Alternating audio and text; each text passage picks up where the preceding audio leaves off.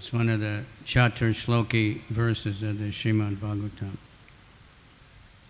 Yata Mahanti Bhutani Bhutestu Chavasechi Anu Pravishtani Apravishtani Tata Teshu Na Teshvaham Yata Mahanti Bhutani Bhutesu Chavachesvanu Pravishtanya Tatateshu Nateshvaham Yata Mahanti Bhutani Bhutesu Chavachesvanu Pravishtanya Pavishtani Tatateshu Nateshvaham. Okay.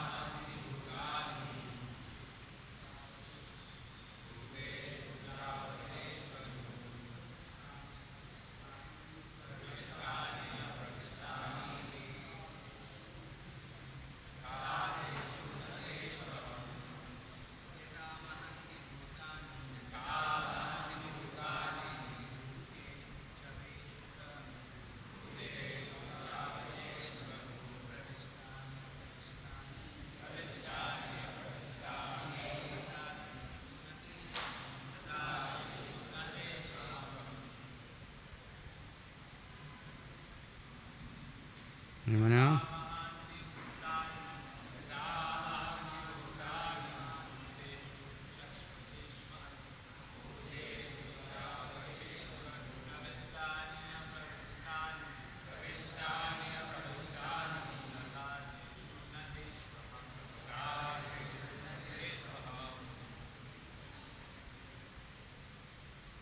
Ladies?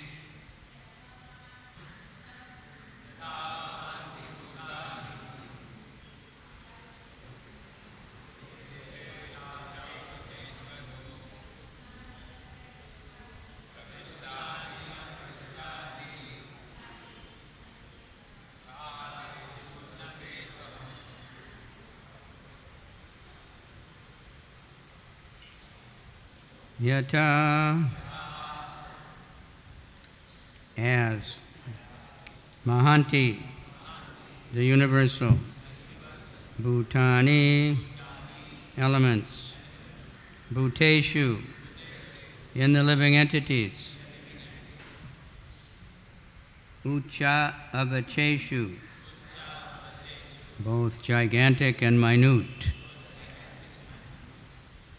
Anu, after, Pravishtani, situated internally, Apravishtani, situated externally, Tata, so, Teshu, in them, Na, not, Teshu, in them, Aham, I.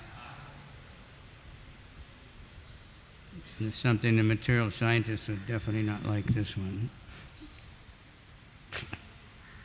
This is Krishna's inconceivable potency.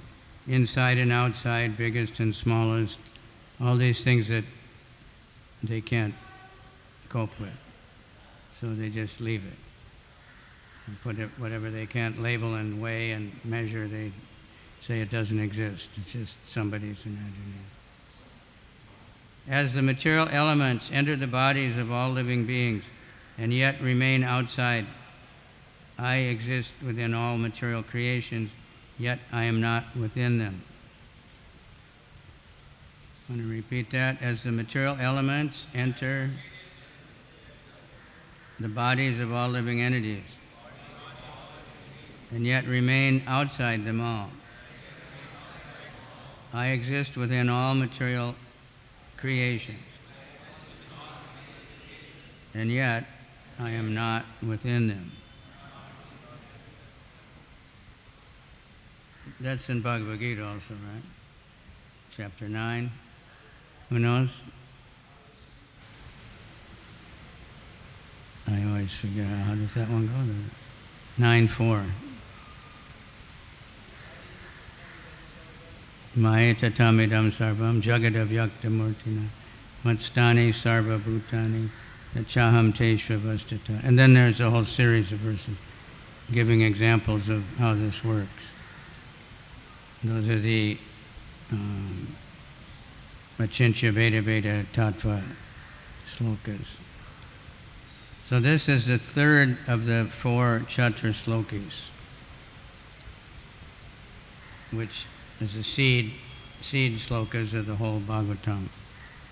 Of course, the first sloka is the whole Bhagavatam also. And the rest of the Bhagavatam is to explain the first sloka. So that's, a little bit over our heads. But these 4 slokas have some of the longest purports in the Bhagavatam, especially the next one. I think it's 13 pages, something like that. As far as I can see, it's the longest purport in the Bhagavatam. It's quite important. And Lord Chaitanya is explaining them and using them to help us understand. So we need the whole Bhagavatam, and we need the commentary of the Acharyas given to us by Srila Prabhupada to get some idea. So purport. This is the purport that's here in Chaitanya Charitamrita. So just by reading these, you won't have to put up with me saying much, because the purports take up a lot of space. But the purports are the... Prabhupada didn't translate a lot of the slokas, and he had a different devotees do that. But he said only he could write the purports. He checked what they did, but said anyone can translate. But the purport is his personal ecstasies. And it's our only access to the Bhagavatam and to the Chaitanya, to Krishna, to the Paramparas by Srila Prabhupada's purports. The gross material elements, earth, water, fire, air, and ether, combine with the subtle material elements, mind, intelligence, and false ego, to construct the bodies of this material world. And yet they are beyond these bodies as well. That's a little bit easy to understand, right? Earth, water, fire, and air is all around our bodies made out of it, but it's also somehow or other no one can explain, but whatever it is that combines in our mother's womb makes this body. Certain seeds will make a certain tree body, or an egg will make a certain bird, or snake, or lizard. So, but they're all made out of the same elements, but combined in different ways. Any material construction is nothing but an amalgamation or combination of material elements in varied proportions. These elements exist within and beyond the body. For example, although the sky exists in space, it also enters within the body.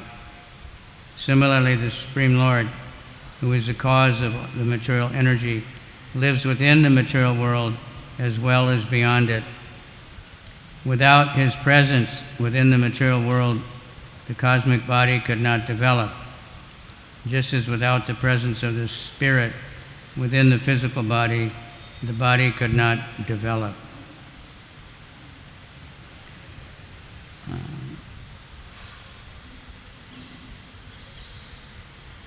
Some people probably still think, when I was a child, the Christian religions mostly thought that the life didn't enter the body until it came out from the womb, until the baby was born, then there's life. It doesn't really explain how it grew within the womb from a little nothing, tiny microscopic thing, and how without life, without the soul. The soul has to be there. Otherwise the body won't grow, there won't be symptoms of life. The entire cosmic manifestation develops and exists because the Supreme Personality of Godhead enters it as Paramatma, or the Super Soul. The Personality of Godhead, in his all-pervading feature of Paramatma, enters every living entity from the biggest to the most minute. His existence can be realized by one who has a single qualification of submissiveness and who thereby becomes a surrendered soul. The development of submissiveness is the cause of proportionate spiritual realization, by which one can ultimately meet the Supreme Lord in person, as a man meets another man face to face. Prabhupada, someone asked him, how can we meet Krishna? He said, just like I can talk to you, you can talk to Krishna. The submissiveness, yesterday I was reading some slokas and the submissive word came up a lot. So I looked in the dictionary, submissiveness, and the definition was, the first one was like in wrestling, you get a submission hold where the guy says, okay, I give up, That's submissiveness. So, surrender. And then he doesn't win the match, though, he loses. But when you surrender to Krishna, we win. When we finally understand, okay, I can't fight, I can't defeat the material nature. Very good example is Kaliya. Kaliya, his wives were telling him you should surrender to Krishna. He was very rich, he was very powerful, he's the king of all the snakes. Why should I surrender to Krishna? Got everything, Got a lot of nice wives, they were serving him. But after he tried to fight Krishna quite a lot with his 1,000 heads, he had 100 heads that were especially toxic. But he could never bite Krishna, and Krishna kept jumping and smashing his heads. So finally he was almost dead. He's vomiting blood and all the poisons coming out of his body by vomiting. And he realized they were right. I can't defeat Krishna. He's more powerful. I should surrender. So he did. And he prayed very nicely. He said, the only way anyone can change their nature is by the mercy of the Lord. So when Krishna sees that we become submissive, we try to surrender to a spiritual master, we try to inquire submissively or whatever. Inquire submissively means we're not challenging anymore. And let's hear what it has to say. Then Krishna gives the mercy. Because of his development of transcendental attachment for the Supreme Lord, a surrendered soul feels the presence of his beloved everywhere, and all his senses are engaged in the loving service of the Lord. Surrendered soul. I was talking to some devotees who have gone to another sampradaya kind of, and they were saying, this word surrender is no good. It's too harsh, too heavy, They don't like that. Prabhupada shouldn't have used that word. He should use a nice word, like, you should just cooperate or something. But surrender means that you're not going to fight against Krishna anymore. You're not going to challenge Krishna. You're not going to think I know more than Guru and I know more than Krishna. So it's the perfect word.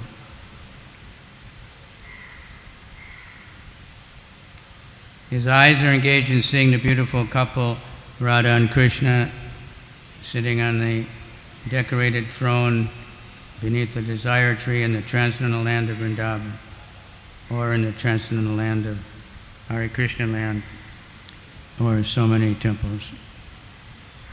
His nose is engaged in smelling the spiritual aroma of the lotus feet of the Lord. Similarly, his ears are engaged in hearing messages from Vaikuntha, and his hands embrace the lotus feet of the Lord and his associates. Thus, the Lord is manifested to a pure devotee from within and without. This is one of the mysteries of the devotional relationship in which a devotee and the Lord are bound by a tie of spontaneous love. To achieve this love should be the goal of life for every living being. Om Gyana Timirandasya Gyananjana Shalakaya Chaksuramilitanyena Tasmai Shri Gurave Namaha. Shri Chaitanya Manobhistam Stapitam Yena Bhutale Swayam Rupa Kadamayam Dadati Swapadantikam. Nama Om Vishnu Padaya Krishna Pristaya Bhutale Srimati Bhakti Vedanta Swaminiti Namane Namaste Saraswati Deve Gauravani Pracharane Nirvisesha Sunyavadi Paschachadesa Tarane Vanchakalpaturvyascha Kripa Sindhubhya Evacha Patitanam Pavanebhyo Vaishnave Bhyo Namaha. Namo Mahabharanyaya Krishna Prema Pradayate Krishnaya Krishna Chaitanya Namani Gora Tushe Namaha. Hey Krishna Karuna Sindhu Dina Bandhu Jagatpate Gopesha Gopika Kanta Radha Kanta Namostute Tapta Kanchana Gaurange Radhe Vrindavaneshwari Vishabhanu Suti Devi Pranamami Hari Priye Mukam Karoti Vachalam Pangam Langayate Girim Tatkripa Tamaham Bande Shri Gurundina Tadane.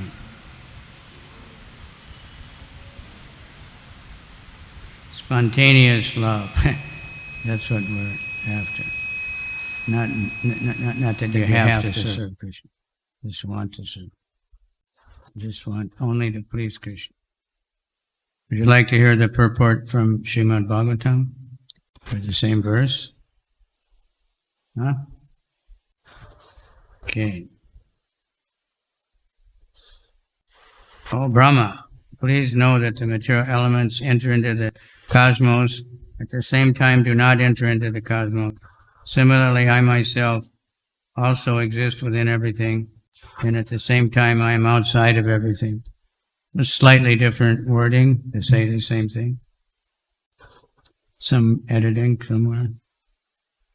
Or Prabhupada just translated things differently at different times. Purport. The great elements of material creation, namely earth, water, fire, air, and ether, all enter into the body of the manifested entity, the seas, mountains, aquatics, plants, reptiles, birds, beasts, human beings, demigods, and everyone materially manifested. And at the same time, such elements are differently situated in the developed stage of consciousness. Period. In the developed stage of consciousness, the human being can study both physiological and physical science. But the basic principles of such sciences are nothing but the material elements and nothing more. The body of the human being and the body of the mountain, and also the bodies of the demigods, including Brahma, are all the same ingredients: earth, water, fire, etc. And at the same time, the elements are beyond the body. But the bodies are different combinations. Like Brahma's body is almost pure intelligence. Our bodies are what? Who's a scientist here? What do they now? They say 80% water or something? 70 or 80%. It's hard to understand. The bones seem really solid, but it's so much water. So, but trees are, everything's different mixtures, but they're the same elements, combined by the Supersoul according to our desire. The elements are created first, and therefore they entered into the bodily construction later. But in both circumstances, they entered the cosmos and also did not enter, meaning that they still exist outside the cosmos. Similarly, the Supreme Lord, by his different energies, namely the internal and external, is within everything in the manifested universe, cosmos, and at the same time, he is outside of everything, situated in the kingdom of God, Vaikuntha Loka, as described before. This is very nicely stated in Brahma Samhita 537. Ananda Chinmaya Vasa Pratibhavita Bhavirya Eva Nijarupa Taya Kalabi Goloka Eva Nivasatya Kilatma Bhutto Govinda Mari Prusham Tamaham Bhajami. I worship the personality of Godhead, Govinda, who by expansion of his internal potency of transcendental existence, knowledge and bliss, enjoys his own and expanded forms. Simultaneously, he enters into every atom of the creation. The expansion of his plenary parts is also more definitely explained in the same Brahma Samhita 535. Eko pisoda chaitam jagadanda koti yakchakchur asti jagadanda chayayadanta andantarasta paramanu chayantarastam tamaham bhajami. I worship the personality of Godhead, Govinda, who by one of his plenary portions enters into the existence of every universe and every particle of atoms, and thus unlimitedly manifests his infinite energy all over the material creation. The impersonalist can imagine or even perceive that the Supreme Brahman is thus all-pervading. Therefore, they conclude that there is no possibility of his personal form. Herein lies the mystery of his transcendental knowledge. This mystery of transcendental love for Godhead, and one who is in surcharge with such transcendental love of Godhead, can without difficulty see the personality of Godhead in every atom, in every movable or immovable object. And at the same time, he can see the personality of Godhead in his own abode, Goloka, enjoying eternal pastimes with his eternal associate, who are also expansions of his transcendental existence. This vision is the real mystery of spiritual knowledge, as stated by the Lord in the beginning.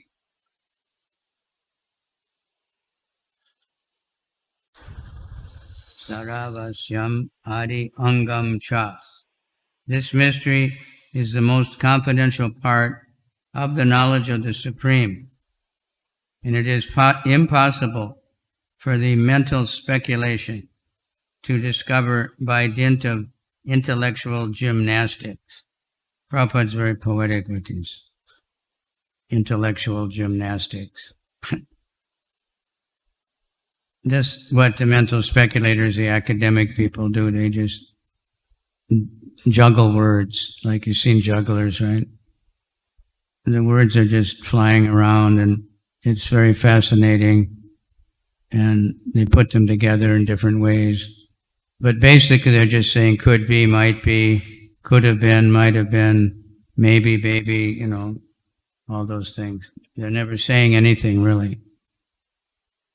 And they take that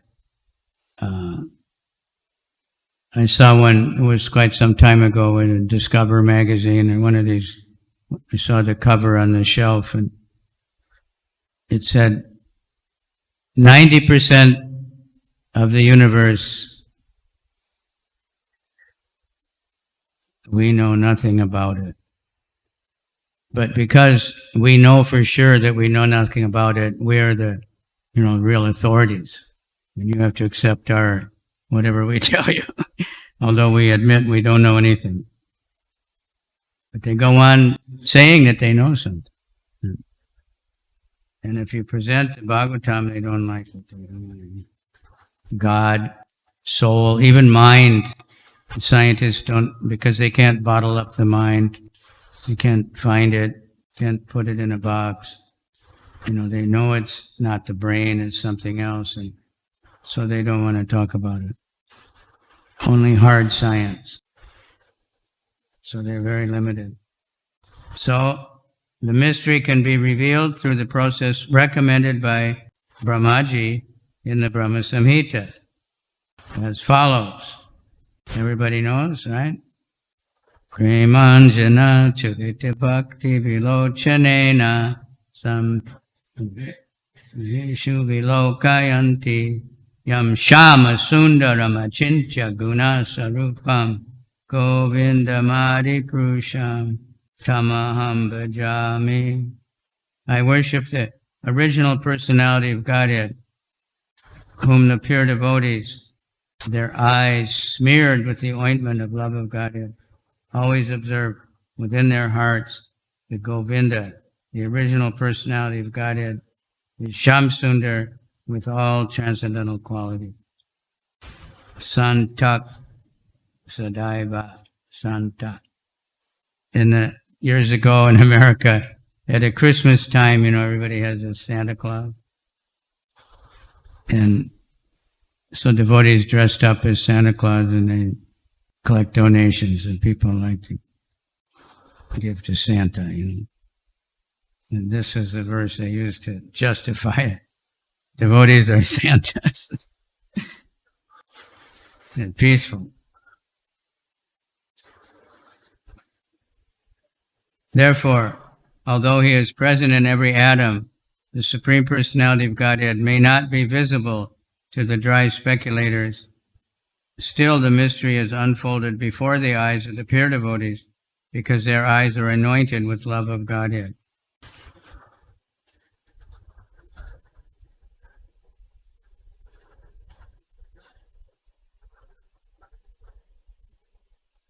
And the love of Godhead can be attained only by the practice of transcendental loving service to the Lord and nothing else. That's what Prabhupada's given us. Practice. We're dressing deities, we're doing artik, we're cooking for the deity, we're singing, dancing for the deity, we're going out and dancing for the souls who are not fortunate to come to the temple. Because Krishna's in their heart, devotees can see that.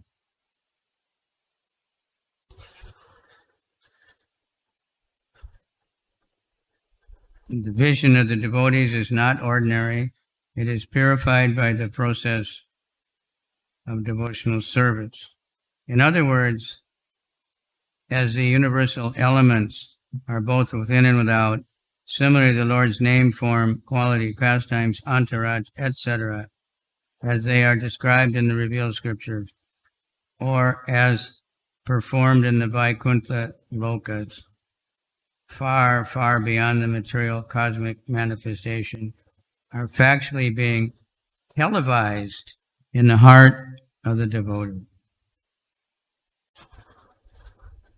There's another place where Prabhupada mentions this spiritual television. Like, what's the example we have of someone having that?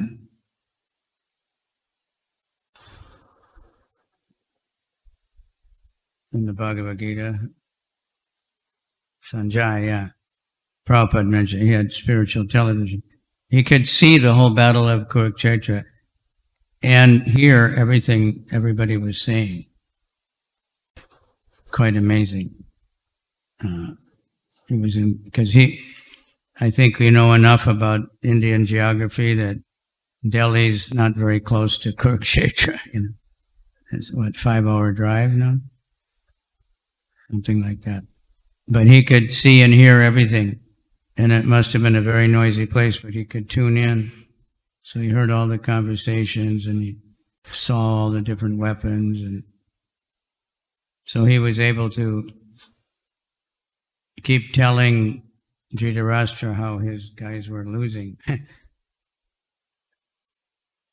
So spiritual television. Now we have the internet, so, we get a little bit of an idea. But we can only see what somebody broadcasts and only get their version. We can't really know what's going on. Although they say people have this something called God's eye or something, some kind of a spy satellite, and you can just tune in on anybody and read their mind and know where they are and, what they're having for breakfast. And I don't know if there really is such a thing, but they can do quite a bit. But Krishna knows everything. Brahmanas are more worried about the super soul witnessing everything, because he really can witness it. So we can see, we're getting I don't know if it's still there. There was a magazine called TV Guide, and it would tell you about all the programs and, give you some idea so you can decide which one you want to watch. So now they have the movie, thing, and it's all on the internet now, and all the restaurants, right? I think they have that here, what do they call it? Tomato or Zomato. When I was in Dubai, they were advertising one, noon food or something. They have the menus of 10,000 restaurants, and then you can choose and tell them, and they'll bring it to you right away. So we can tune in on so many things. You don't have to come to class here. If you want to hear the class from somewhere else, you can just get on the internet, right? So it's some idea. But to see the spiritual world actually, but Prabhupada is giving us the preview, okay, this is what's there. And gradually he will reveal it to us. We're actually seeing it, but we don't know the Harinam party, the Kirtan parties, the deities, that's what's there.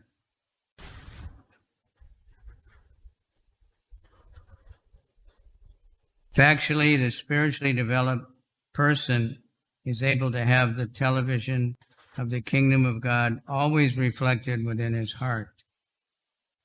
That is the mystery of knowledge of the personality of Godhead.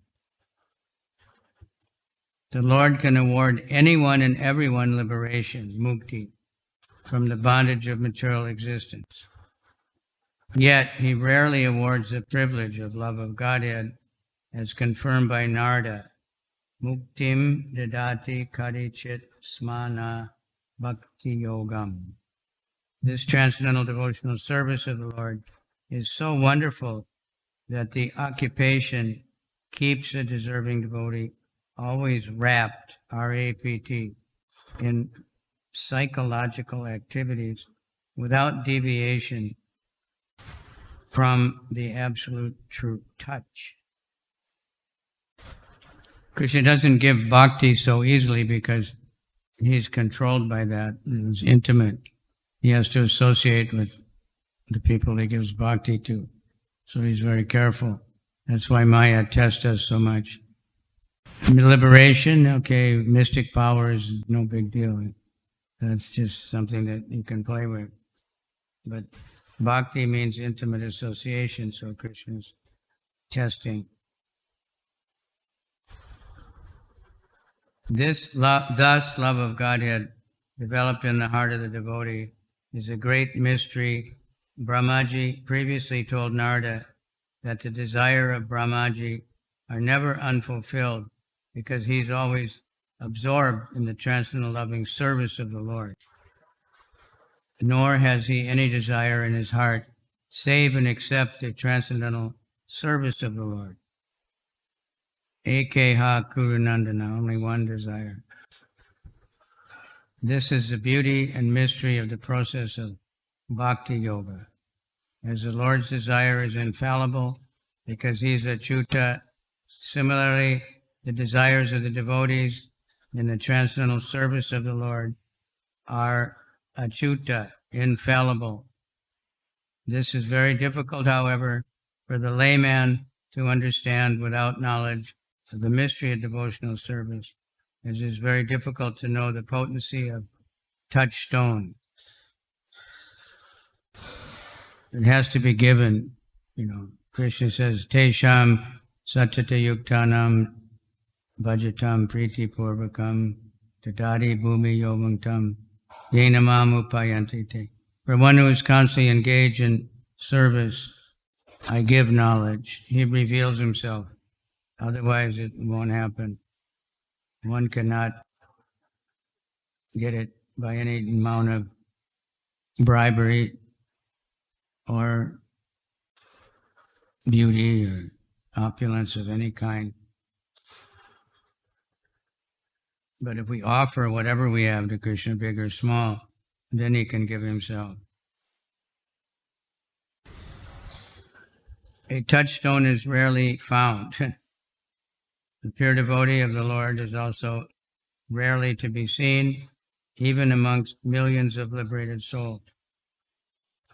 Kotishvap Mahatmane. Out of all kinds of perfection attained by the process of knowledge, yoga perfection is the devotional service of the highest of all and the most mysterious also, even more mysterious than the 8 kinds of mystic perfections attained by the process of yoga performance. Most people, they're very fascinated by mystic powers now. A devotee I just heard last week, he was giving a class of scientifically how mystic powers work, how you get them.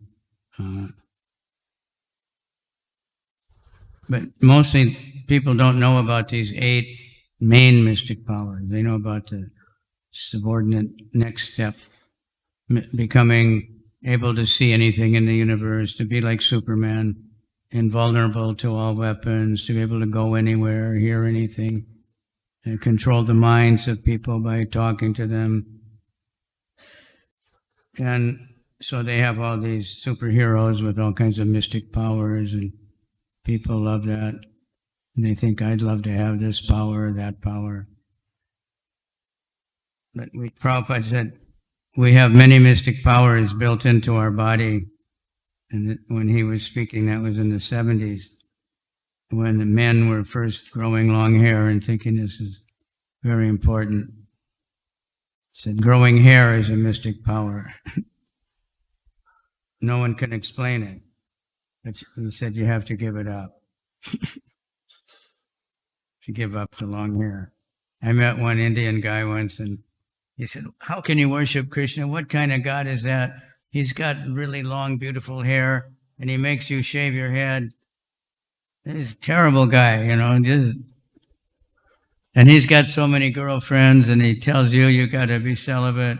This is really bad. I would never think of worshiping him. It can't be God.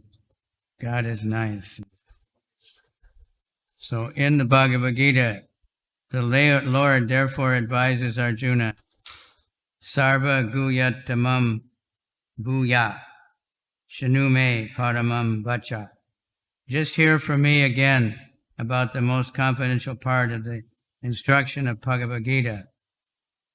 The same was confirmed by Brahmaji to Narada in the following words, Idam Bhagavatam Nama Yanme Bhagavatoditam Sangraho Yam Vibhutanam Tvam Etad Vipulikara.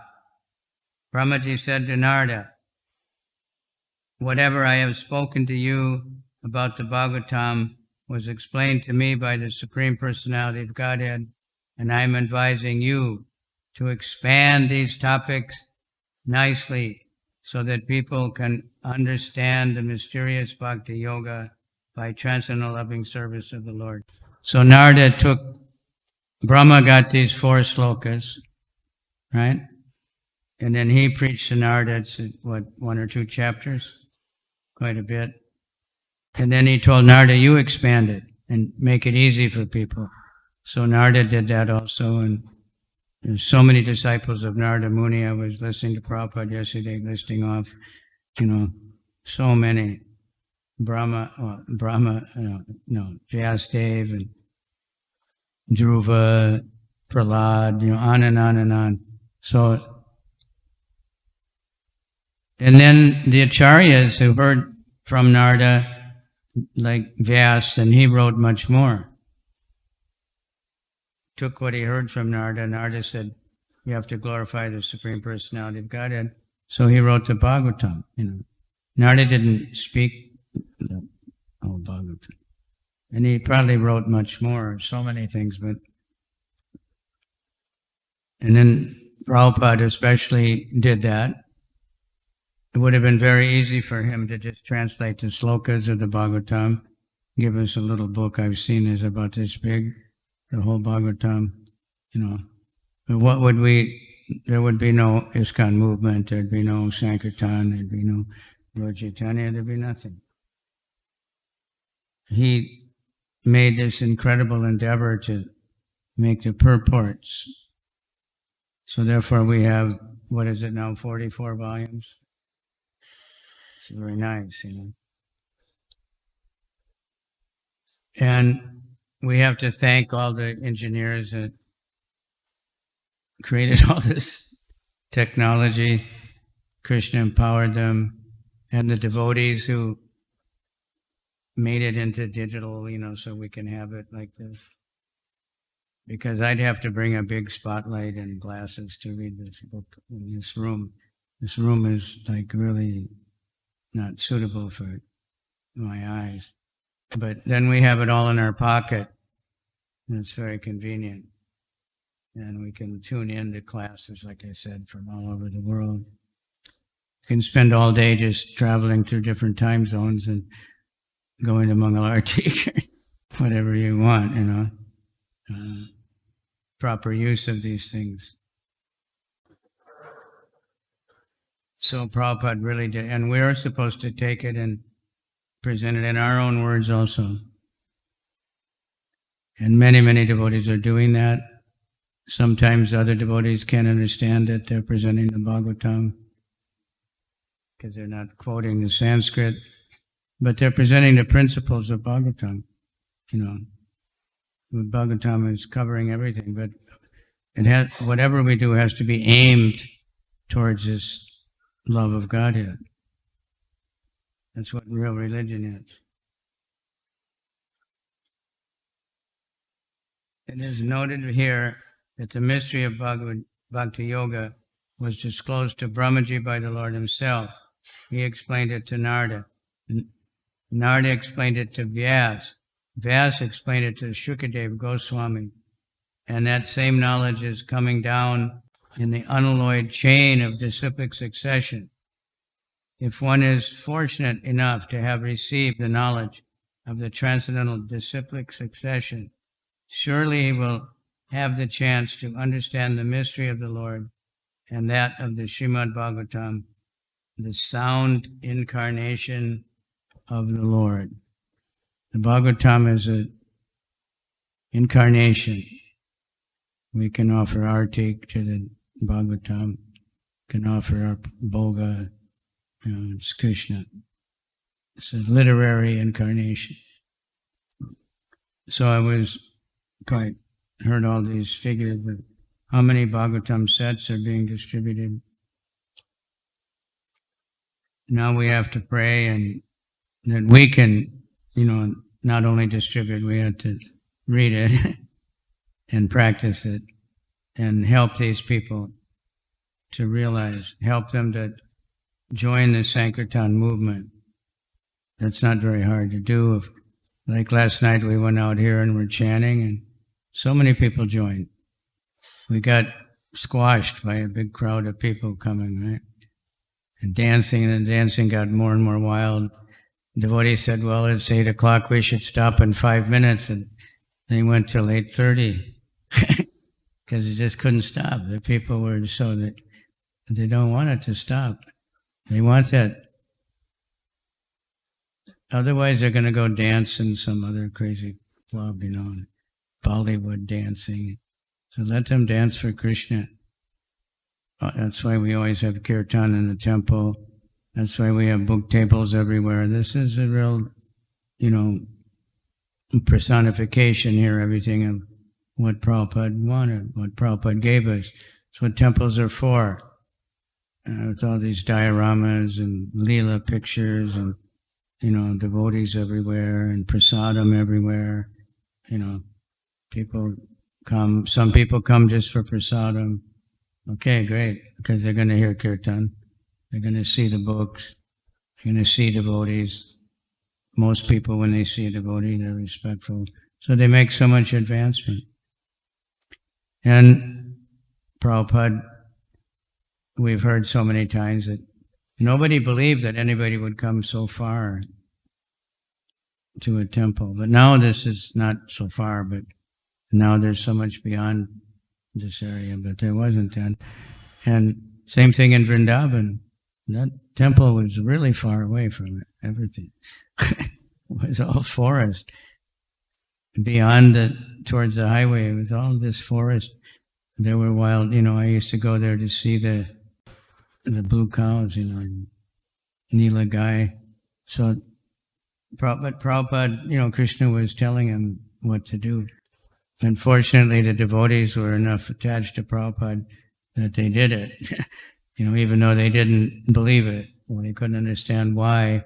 But that's there's a poem we had to learn in junior high school, I think, about some army. Into the valley of death marched the 600. Nobody knows why, but ours is but to do or die, something like that. We don't have to die. If you want to go to Krishna, you have to live.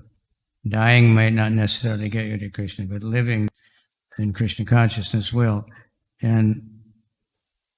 But to do whatever we're asked, whatever Prabhupada gave us this incredible mission. He wants a Bhagavatama in every home. We want temples in every home.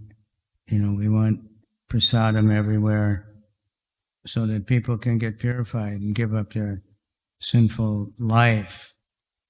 Of course, here in Bombay, I'm quite surprised. Even we're driving out to the eco-village or the Telasari, and so many of these dabbas or whatever they're called, pure vegetarians, there's pure veg, So obviously there's a demand for it.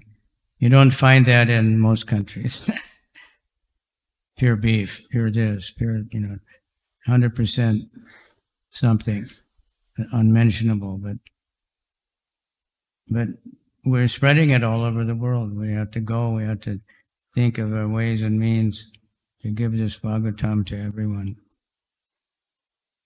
And so many devotees are online doing their thing, all different levels of attracting people so that you can bring them in, just like a fighter. Sometimes they act like, so the person will come close, and then they act like they're really tired or something. And then the other guy comes close, and bam, because he's off guard. So that devotees do that. We pull people in. We have nice food, we have nice this, that, some entertainment, but they're really giving them Krishna. So I'll leave it at that. It's a big dose of Prabhupada. The next verse is, I said the longest, as far as my research is the longest purport in Prabhupada's books. I counted the pages, 13 pages. So it's very important, these 4 verses, because it's seed of everything. Seeds, if they're taken care of, they sprout. So if we study these, it will sprout into this creeper that will go to the lotus feet of Krishna. So what are your comments? Or Comments would be best. Questions. Mr. Question Man? Yes, sir.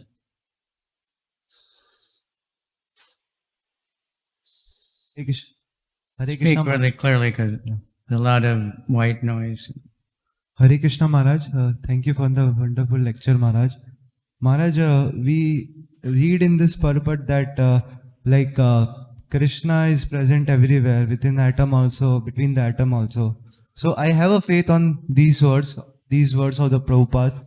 But my question is that, like, when I am moving my hand, so is it like I am hitting Shirodakshay Vishnu, the personal form of Lord Vishnu, the forehand form of Vishnu, or is it like some impersonal energy that when I'm actually interacting? Well, that depends on your consciousness.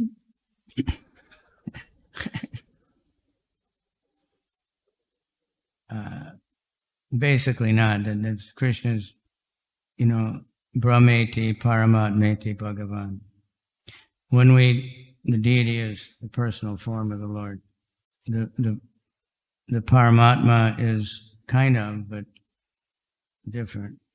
But the Brahman, the all-pervasive, it's not different than Krishna, but it's different. That's why we have this Achintya Beta Beta Tattva is the most important thing.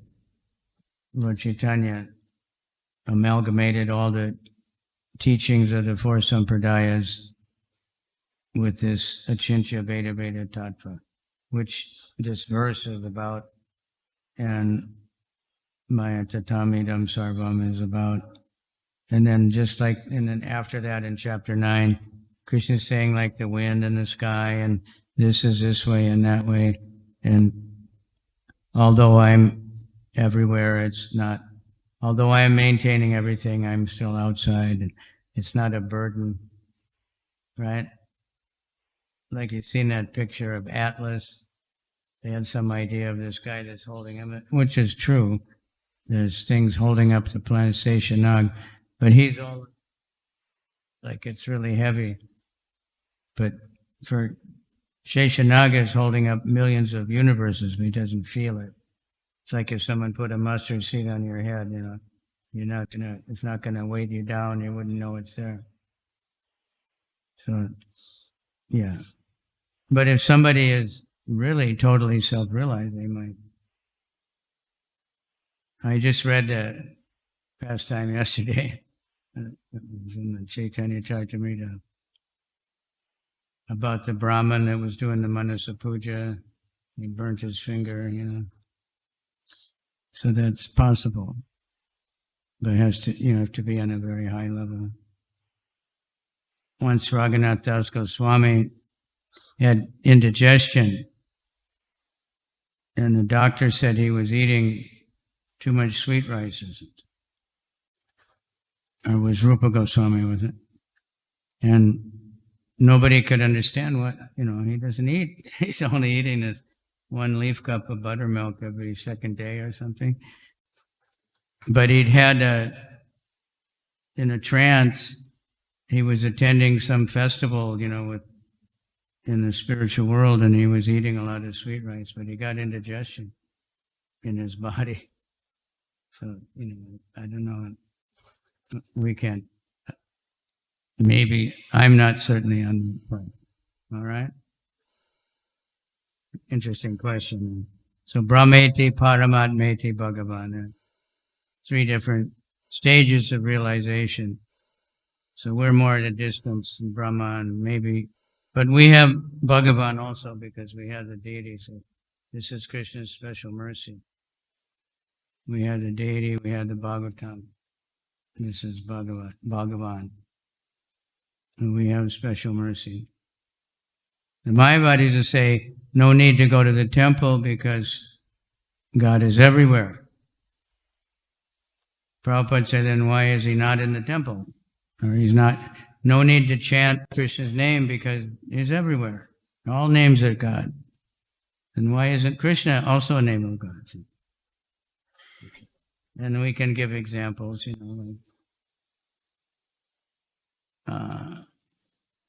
we can go on the internet and we can see whatever band you like and whatever movie star you like to see, right? But if there's a live concert of the same thing, people will pay thousands of dollars sometimes to get a front row seat to see it in person. It's different. But we get for free. We get Bhagavan, we get Krishna. So try to realize. One time, I was flying out of Delhi, I think, after the festival. I had a whole group of Japanese, and we waited in line so long while these guys just fumbled around, and then all of a sudden they said, "You're too late. You can't check in." I said, "Wait a minute. And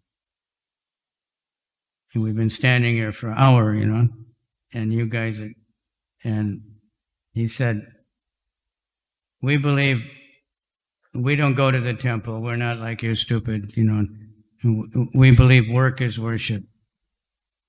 Duty is God, I said, "Well, then you should do your work properly, and check us in." And then they, okay, you can go over here. You can put us through so much headache, but because they just thought they want to harass devotees. That was the only reason. But we don't need to go to the temple. And this is how the government was promoting. Work is worship, duty is God, factory is a temple. Just go to the factory and work hard every day, and you don't have to go to the temple. We'll pay you to go to the factory. You go to the temple, you have to give a donation, right? It's much better. Just go to the factory and work, and we'll give you some money. So this is the world, So Harinam Sankirtan Ki Jai.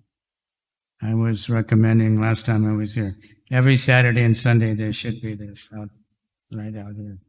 People, there's so many devotees out there, and they really like it. All right, any more comments? We got Mr. Commenter. He's always got something to say. Hare Krishna Maharaj. If I understood the purport correctly, it was saying the impersonalists can perceive or imagine the all-pervading form, universal form of the Lord. Yeah. What does Prabhupada mean by that? Perceive or imagine? How can they perceive? Maybe he's saying they're really imagining.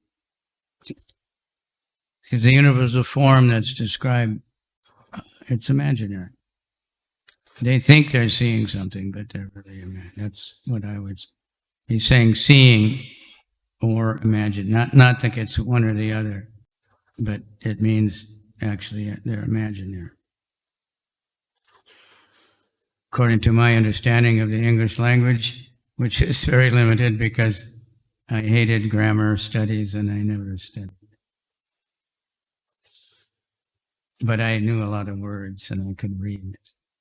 But like when try to learn a foreign language, they start out with all this conjunctions and past perfect and all these different tenses. I never heard of any of these things in English. And I'm supposed to learn them in Japanese or Chinese or something. Just ridiculous, Why don't they just teach us how to talk, like babies, just learn how to talk. You don't teach a baby grammar, it just imitates what it hears. So that we just hear about Krishna and repeat it as much as we can. Read the Bhagavatam, repeat it as best we can, and gradually it manifests. Thank you very much. Srimad Bhagavatam Ki Jai. Shri Radha Rasa Bihari Ki Jai. Gaur Bhakta Vrinda Hari Hari Bol.